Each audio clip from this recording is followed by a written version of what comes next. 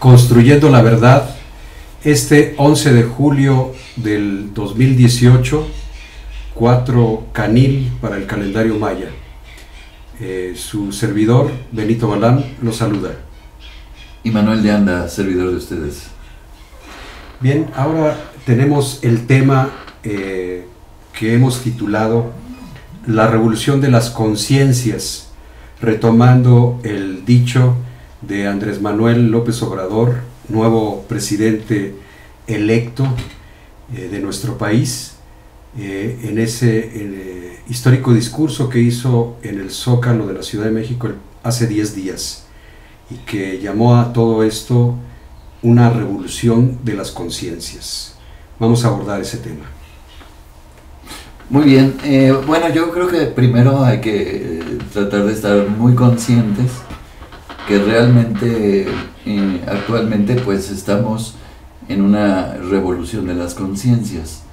Eso significa que las cosas ya no son iguales, ya no van a estar igual, ya hay un cambio, o vamos hacia un cambio verdadero, en el cual se van a modificar muchas cosas, y las cosas definitivamente ya no van a ser como habíamos estado acostumbrados a que fueran. Eso es muy importante, tener conciencia de eso, porque eso nos da una perspectiva diferente de lo que van a ser los gobiernos y lo que va a ser la vida pública, y todo lo que tiene que ver con los aspectos de la real democracia, ¿verdad? Esa real democracia a la que tú aludes, me gustaría que pudieras ampliar un poquito cuál sería en este momento. Bueno, ahorita realmente tenemos una democracia formal que se ha sobre todo sustentado en lo que viene siendo el voto. Es decir, no cabe duda que hubo una gran revolución, una gran cantidad de personas votaron por Andrés Manuel López Obrador, más de 30 millones, casi 30.2 millones de mexicanos votamos por... Y mexicanos. Mexicanos y mexicanas, sí. Votamos por Andrés Manuel López Obrador, y que viene a consistir en un porcentaje nunca visto en ninguna, ni en votos absolutos ni en porcentaje. Jamás había habido una votación de esa magnitud, de ese calibre. Desde antes de Carlos Salinas de Gortari, ¿no? Porque el partidote que le llamaban así al PRI, al Partido de Estado, pues tenía hasta 70% supuestamente de porcentaje de votos, ¿no? Claro, sí, que era menos la cantidad, y por supuesto pues era toda la maquinaria estatal a favor de ese único partido que gobernaba, ¿no? Claro. Entonces ahorita pues realmente se ha logrado una democracia formal que está sustentada pues por el voto. Pero eso es una parte minúscula, por decirlo así, muy importante, pero que realmente forma una parte pequeña de lo que viene siendo la democracia. ¿Y cuál sería la diferencia con el triunfo de Vicente Fox en el año 2000? Bueno, en realidad, o sea, la diferencia pues es sustancial. Fundamentalmente ya había ciertos acuerdos entre el PAN y el PRI que se habían venido dando ya desde antes, y realmente, aunque mucha gente votamos en esa ocasión a favor de que hubiera un cambio, la realidad que ese cambio solo fue como le llaman cosmético, es decir, no fue un cambio real. ¿Por qué? Porque se mantuvieron las mismas estructuras económicas, políticas y de poder que habían ocurrido siempre. Y ahora no, ahora realmente viene a ser un cambio verdadero, en la que se supone que vamos a tener un cambio en todas esas estructuras de poder, que están dadas fundamentalmente por el poder económico y político. Eso creo que sería lo más importante. Digo, ahí tan no se dio ningún cambio que todos consideramos, y la mayoría pues del pueblo de México se sintió traicionado cuando hubo el nuevo gobierno del PAN, que en ese caso lo representaba Fox. Sí, y yo creo que a diferencia, digamos, de López Obrador, que llega también al poder como jefe de gobierno en la Ciudad de México también en el 2000, ¿verdad? La comparación en términos de la opinión pública y en cuanto a su credibilidad, de su prestigio, son disparados, ¿verdad?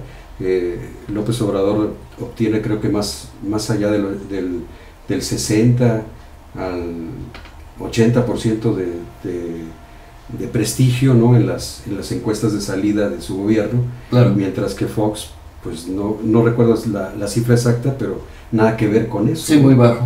Y va disminuyendo el prestigio de Fox conforme va haciendo declaraciones en los gobiernos de Calderón y luego de Zedillo, apoyando, perdón, a Enrique Peña Nieto, ¿no? Apoyando a Peña Nieto, ¿no? Yo Exacto. creo que hay una gran diferencia y que él marca de alguna forma esa pauta de ese pacto de impunidad que prevaleció en nuestro país durante tantos años. Digamos que ahorita está una nueva manera de abordar la corrupción, que empezamos a distinguir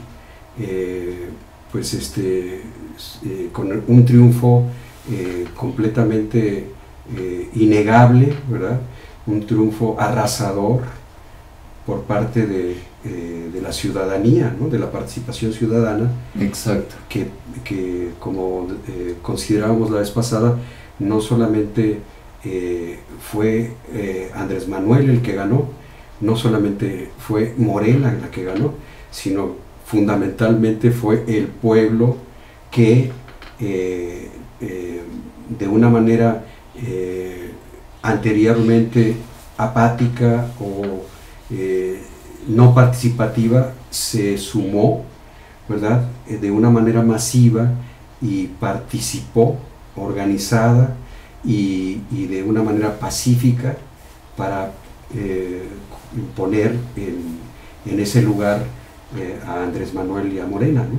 Porque los militantes solos de Morena junto con la coalición pues no hubieran nunca llegado a tener esa votación tan arrasadora, ¿no? O sea, vienen siendo cuando mucho 3 millones de militantes, ¿no? Un poco más con los de la coalición, y bueno, nada que ver con 30 millones de votos, ¿no? O sea, de ciudadanos como nosotros, que sin ser partidarios o sin ser militantes de Morena, sí simpatizamos con ese movimiento democrático, con ese cambio, y así millones de gentes, ¿no? Entonces yo creo que eso marca la pauta de que quien triunfó en esta ocasión ha sido de una manera muy consciente el pueblo mexicano, o los pueblos mexicanos, ¿no? Los pueblos que constituyen a esta nación pluricultural que es tan hermosa y que también tiene una fuerza inusitada, como lo que acabamos de ver, ¿no? Es un acto de decisión participativa de la inmensa mayoría de la población mexicana en edad de votar, ¿no? O en posibilidad de votar. Algo que es también muy diferente entre el cambio prometido por Fox y Andrés Manuel López Obrador es en relación a la historia de los individuos. Es decir, si nosotros conocemos un poco la historia incluso familiar o de formación de Vicente Fox, pues realmente es una formación de tipo tecnocrático, ¿verdad? Es una formación muy enfocada pues a lo empresarial. Muy gerencial, ¿no? A hacer dinero, a gerencial, exacto. En cambio, el perfil de Andrés Manuel López Obrador y de muchos de sus seguidores, de muchos de la gente que lo rodea, es una historia totalmente diferente, es una historia nacionalista, es una historia, bueno, totalmente diferente. Si vemos, si alguien conoce la historia y de lucha popular, ¿no? De lucha popular y a ras del suelo todo el país, es Andrés Manuel, y conoce perfectamente a la gente de toda la República. Entonces, y su enfoque es ideológico totalmente diferente, nada que ver con aspectos de hacerse rico o generar una riqueza que no sea para servir a los demás, pues, claro, servir al pueblo. Una carrera también de servidor público, ¿verdad? Además, y que a pesar de las campañas sucias que ha habido, pues ha quedado en claro cómo durante su gobierno fue extraordinario el avance de los programas sociales que hubo en el DF, en la Ciudad de México. Claro. Entonces, pues es totalmente diferente. Y tan es diferente que realmente el perfil de honestidad, de honradez, de rectitud de Andrés Manuel es bastante, creo que es como el agua y el aceite con Fox, claro, en el sentido de que él pues finalmente se vio una gran corrupción. Desde entonces empezó a ver, se desató muchísimo la corrupción, aunque bueno, realmente siempre la ha habido. Claro, desde Salinas, ¿no? No, y desde antes. Desde antes. Pero de una manera escandalosa me refiero, ¿no? Sí. Con su hermano incómodo, por ejemplo, ¿no? Ah, no, sí, tremendo. Entonces realmente tenemos un panorama totalmente diferente, en el sentido también de las concertaciones que existieron en el tiempo de Fox y en el tiempo del PRI-PAN. Claro. Y actualmente, pues, digo, definitivamente eso no se ve venir, ni está en el discurso, ni está en el perfil de conducta. Y las circunstancias políticas mismas han cambiado, ¿no? Claro. Yo quisiera, antes de seguir abordando en qué consiste esta revolución de conciencias a la cual alude Andrés Manuel, y que pues queremos de alguna manera irlo descifrando, ir comprendiendo mejor de qué se trata este llamado, ¿no? O este nombramiento hacia este movimiento social, ¿no? que estamos viviendo hoy en día. Quiero retomar símbolos históricos que en el Estadio Azteca, en el momento de cierre de su campaña, nos anunció Andrés Manuel que el día de la votación, 1 de julio pasado, él iba a votar por la señora Rosario Ibarra de Piedra. Y quiero recordar, ¿no?, para quienes no conozcan a la señora Rosario, actualmente de 90 años, en cama o en una situación de no movilidad, pero que fue efectivamente candidata a la presidencia en 1988. Ella perteneció a un movimiento de izquierda de diferente coalición que se formó del PRT, el MRP, que la postuló como su candidata, y también de la ACNR, si mal no recuerdo, ¿no? Fue una coalición de varias fuerzas de izquierda, y que ella en su larga trayectoria de lucha había defendido a los desaparecidos en la Guerra Sucia, es decir, después del 68 y el 71, con un aplastamiento brutal del movimiento estudiantil y popular por parte del ejército en aquella época, comandado por Díaz Ordaz y Luis Echeverría, hace 50 años, ¿verdad?, que se dio ese movimiento. Y posteriormente, en los años 70, pues algunos no vieron alternativa pacífica y democrática, y tomaron las armas, como el caso de su hijo, y fue desaparecido, y por ese motivo ella se lanzó a la lucha por saber de su paradero durante décadas, ¿no? Y llegó a ser posteriormente diputada y senadora por el PRD, y pues simpatizante de Morena, ¿no?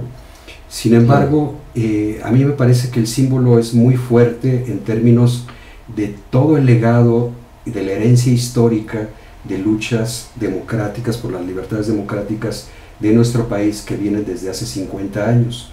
Es como que Andrés Manuel bajara la cabeza en términos de respeto hacia esas generaciones que lo antecedieron. Claro. Y que realmente, pues así es la historia de los pueblos, ¿verdad? Claro. Por la liberación de los pueblos es por varias generaciones, no es solamente una. Y lo que estamos disfrutando hoy en día en una vida renovada con esta democracia electoral, con esta democracia formal, con esta democracia representativa, nada sería sin el movimiento social y la participación ciudadana que se está gestando y que se pronunció organizadamente, no solamente ocupando las representaciones de las casillas y el cuidado y la defensa del voto de Morena y de sus aliados, sino también dentro del propio INE, ¿verdad? Hubo una deserción en el caso de muchos funcionarios de casilla, y muchos ciudadanos de manera voluntaria dijeron: nosotros vamos, nosotros acudimos a este llamado y participamos para que se haga un proceso digno, limpio, ¿no? Uh-huh. Y en términos generales, digamos a nivel federal, a nivel nacional, podemos decir el fraude fue exorcizado, ¿no? No a nivel regional, a nivel local, que las prácticas fraudulentas se volvieron a repetir. Sí, como Puebla, como Querétaro, el mismo Guanajuato, ¿verdad? O sea, lamentablemente, y Yucatán, ¿no? Se volvieron a repetir esas prácticas, pero ya no de una manera tan aplastante como en otras ocasiones, ¿no? Claro. Entonces, en pocas palabras, lo que la ciudadanía consiguió o conseguimos fue parar el intento de fraude y que se hiciera valer la voluntad popular a través del voto. Yo creo que es un cambio en ese sentido dramático, ¿no? Es un primer paso para detener la corrupción en nuestro país, que se había llamado fraude electoral en primera instancia, ¿no? Claro. Y como vemos, pues es una manifestación de millones de gentes para lograrlo. Igualmente, los cambios a los cuales está llamando Andrés Manuel, pues tiene que ser de millones de gentes, ¿no? No solamente la gente que está organizada en Morena y que ahora es representante, sino que toda la gente que en sus propias formas tradicionales de organización participó y que necesitamos seguir participando. Y la otra señal también colateral a esto fue la declaración de Claudia Sheinbaum sobre que iba a votar en la Ciudad de México por jefa de gobierno, iba a poner su voto a favor de Elenita Poniatowska. ¿Y quién es Elenita Poniatowska? Además de ser premio internacional de literatura con en varios premios nacional e internacional, es una persona honesta, es una persona que ha apoyado la causa de esta transformación, ha aportado a la revolución de conciencias, ¿verdad? Con sus escritos, con su periodismo, con su integridad como persona, con su apoyo a los desaparecidos también, y sobre todo es un símbolo de la memoria, de testimonios vividos en el movimiento del 68, con ese gran escrito suyo que se llamó La Noche de Tlatelolco. Entonces ahí están conjugados, claro, la memoria histórica en todo este movimiento, ¿no? Entonces, ¿cómo no emocionarse y estremecerse ante ese tipo de coincidencias o de recuerdo y de presencia en este momento sobre el cambio que se está dando, ¿no? Claro. Creo que hay una revolución de conciencias en ese sentido, ¿no? La memoria histórica está saliendo a flote.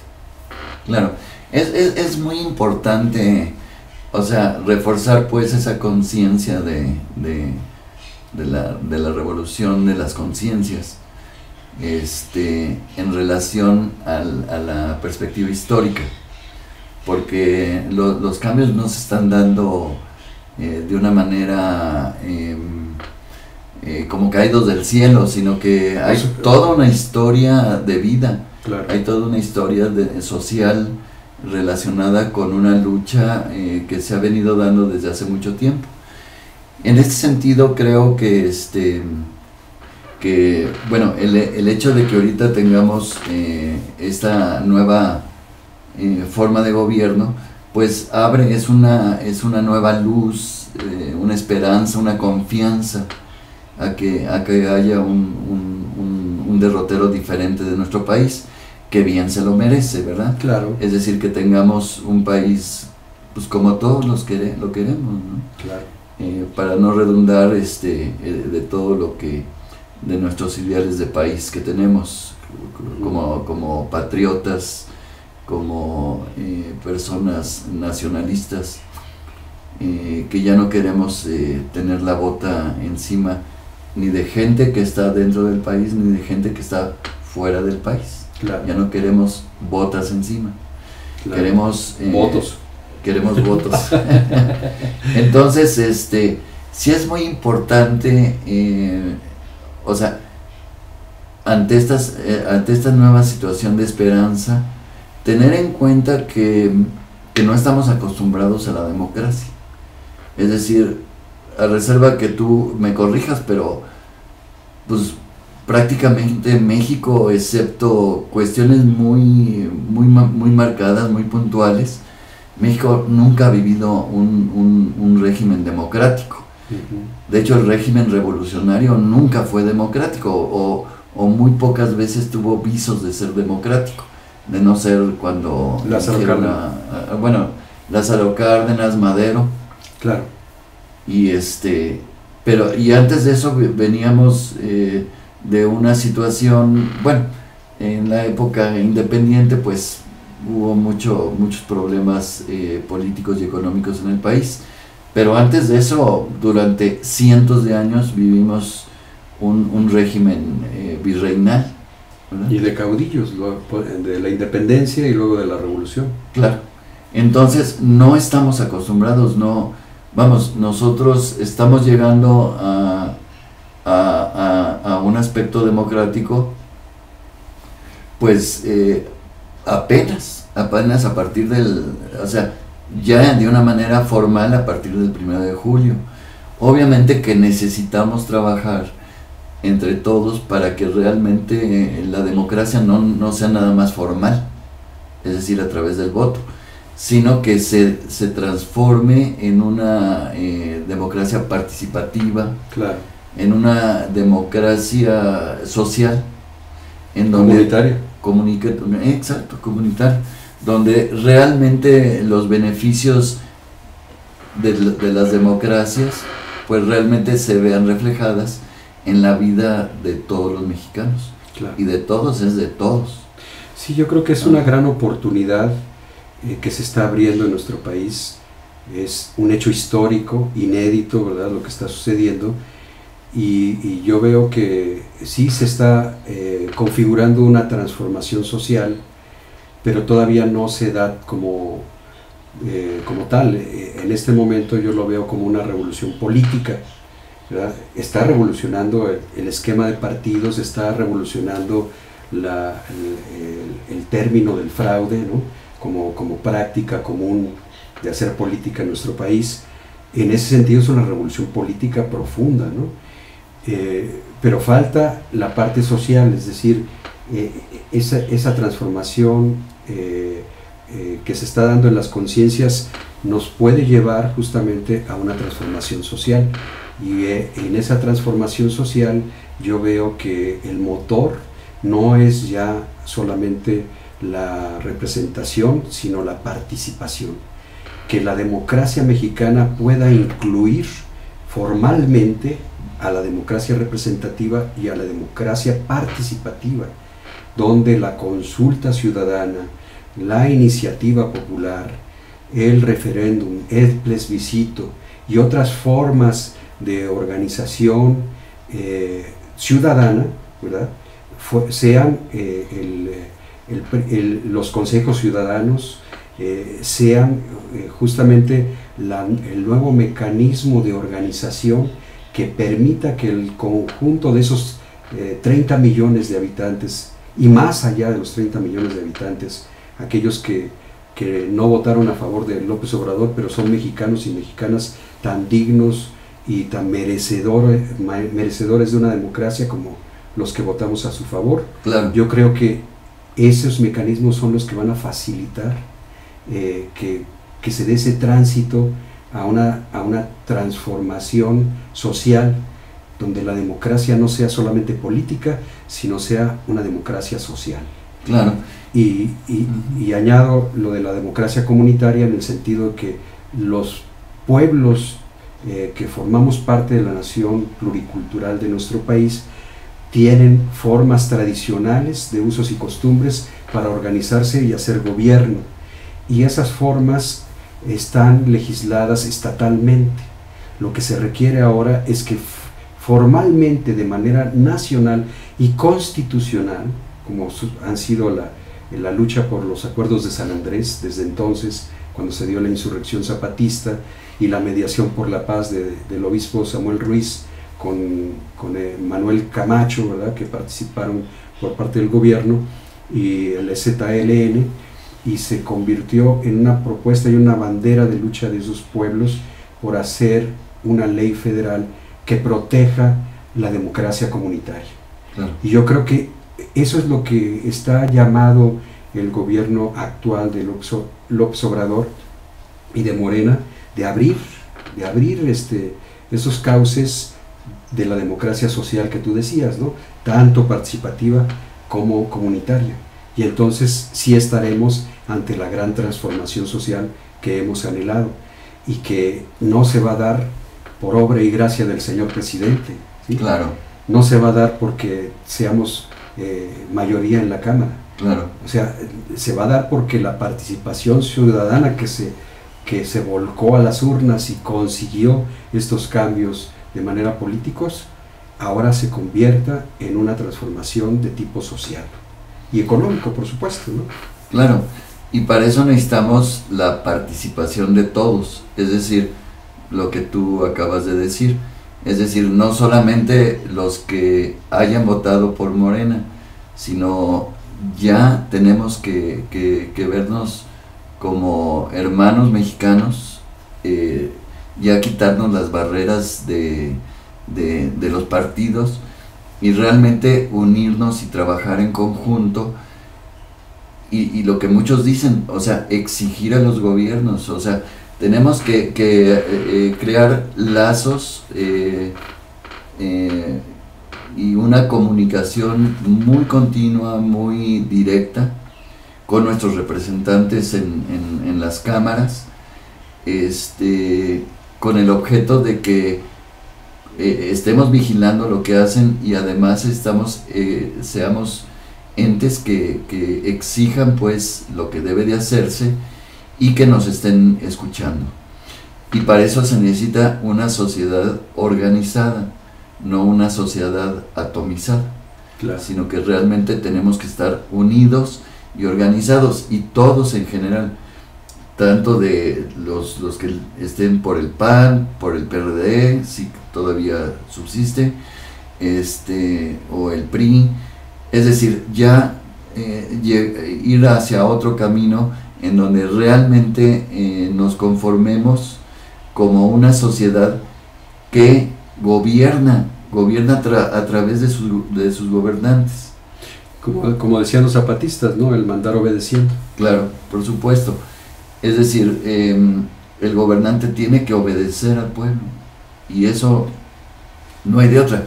Y esas son las verdaderas democracias. Lo que pasa es que nosotros somos muy jóvenes en democracia.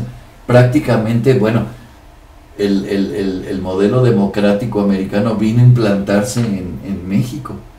Ni siquiera es autóctono. Y hasta el nombre, ¿no? Estados Unidos mexicanos.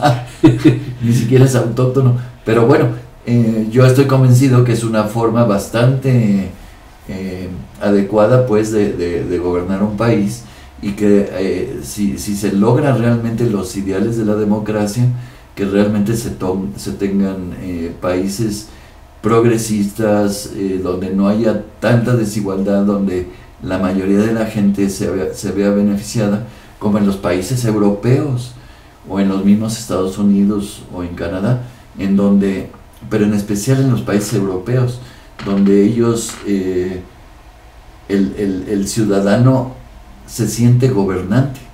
Entonces tenemos que ir hacia ese camino. Obviamente que eso va a llevar un tiempo, pero en algún momento teníamos que empezar en serio, y yo creo que este es el momento.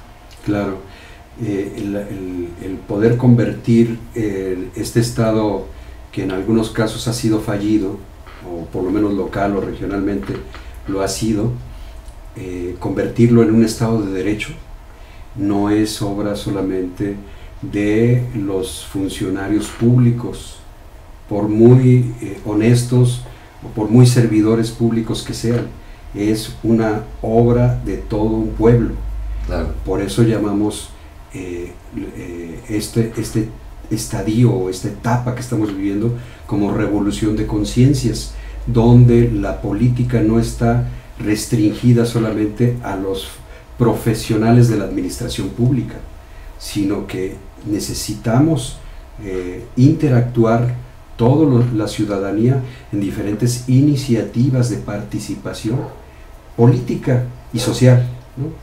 Y en ese sentido, como tú dices, nos vamos a ir ganando el derecho de gobernar, claro, en términos de que, para mí, una de las medidas anticorrupción no es solamente el bajar los salarios de los altos funcionarios para dárselos a los que menos tienen, que eso es una muy buena política, pero se necesita también que los nuevos representantes de Morena y de cualquier otro partido bajen a su territorio y vayan construyendo con nosotros las consultas ciudadanas, claro, que sean organizadas y refrendadas legalmente por los representantes, de tal manera que al tener ya un contacto con cada uno de los distritos, cada una de las ciudades, cada una de las poblaciones de nuestro país, entonces se vaya construyendo entre todos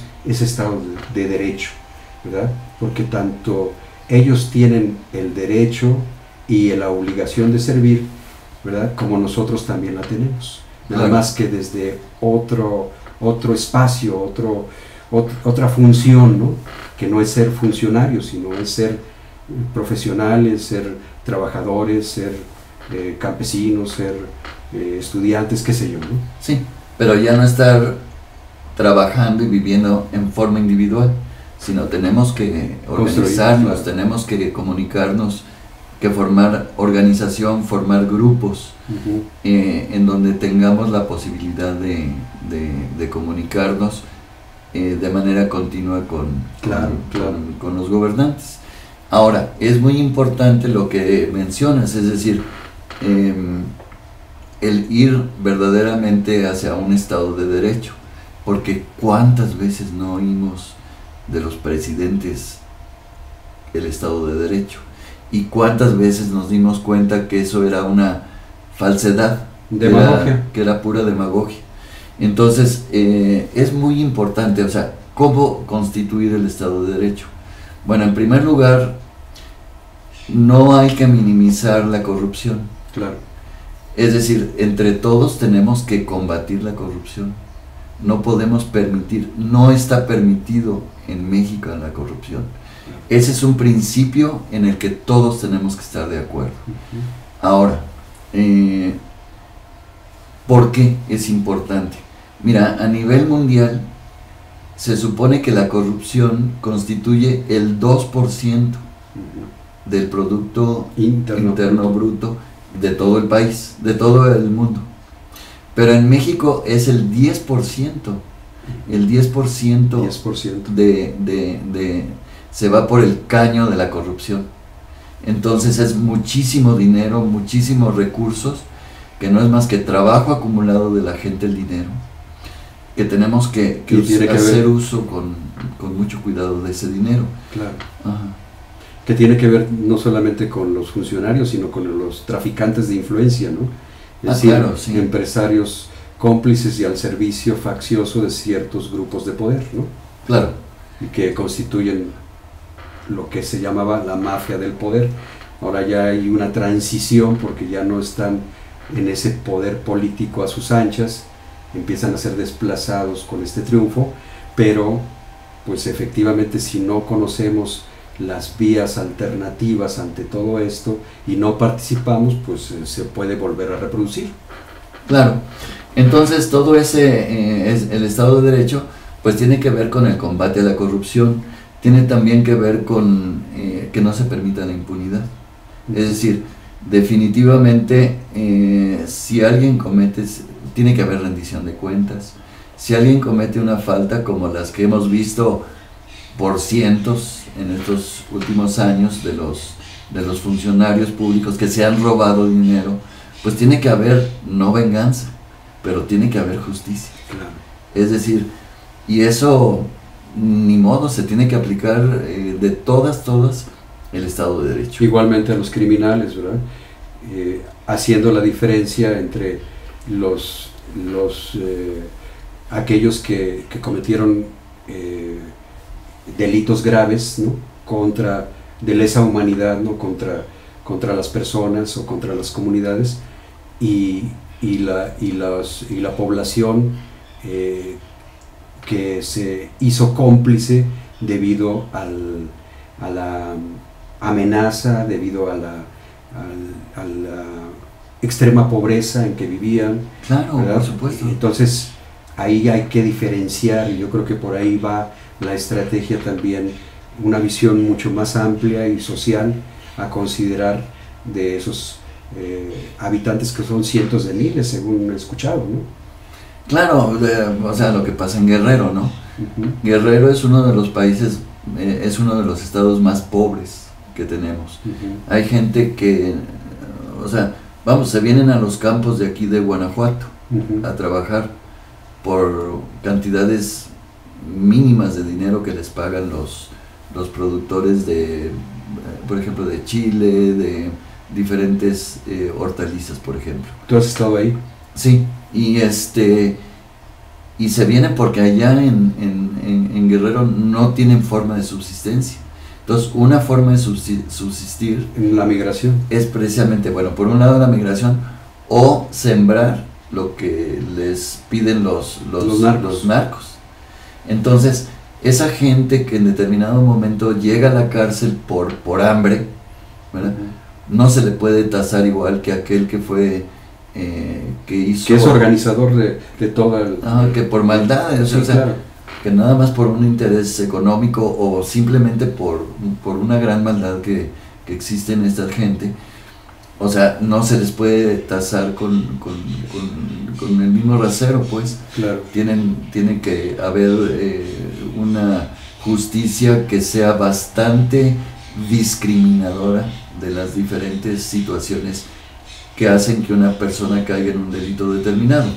Eso, bueno, obviamente que los juristas lo tienen que proponer y poner a consulta. Yo creo que eso es nuestra primera participación en todo este proceso, ¿no? Claro. Cómo vamos a participar el conjunto de la ciudadanía ante esos temas de seguridad.